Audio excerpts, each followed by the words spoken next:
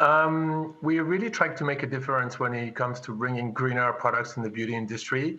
Garnier is committed to green beauty for all, and therefore we're really trying to scale greener solutions. In the case of wipes, we're decided to stop all the productions of wipes by next year, because we also know we have a super strong product, which is the micellar water that you can use with a reusable cotton pad.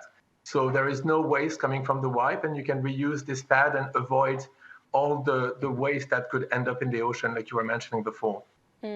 How much demand is there for greener, more environmentally friendly beauty products? I mean, I think about right now the trend of sort of the no makeup look, right? There is sort of already a trend toward cleaner, more natural looking beauty. What's the demand like for that?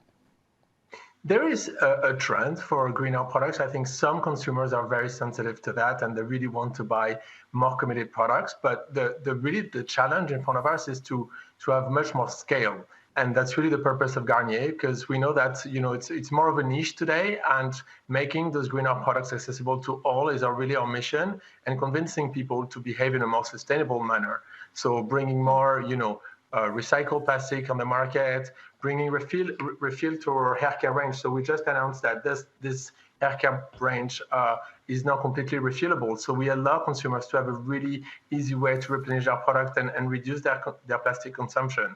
We know that if we want people to switch, to do the green switch, we need no trade-off. So it's really easy for them to do it, and that's the role of Garnier. Well, help me understand that. So in making the green switch, is it more expensive? Are the products more expensive when you have to use recycled packaging, for example? I mean, is it one for one in terms of price?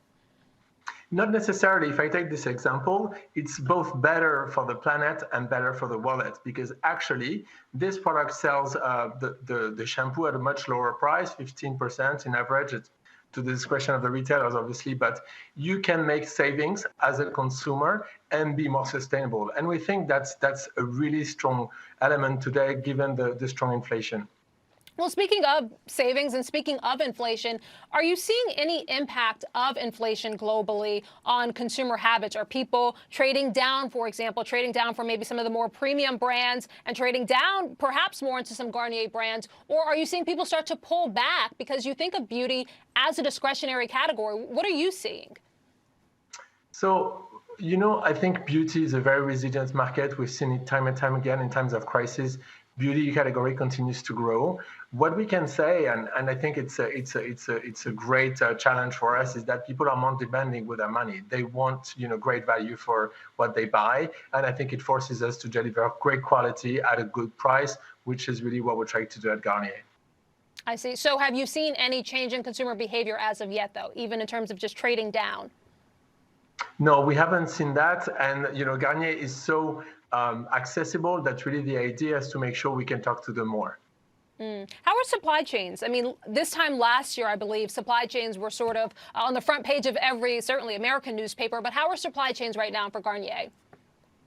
It's normalizing. It's been worse. It's not completely normal. But, we're working really hard with our partners in the factories and the purchasing to stabilize things and have a really good fill rate.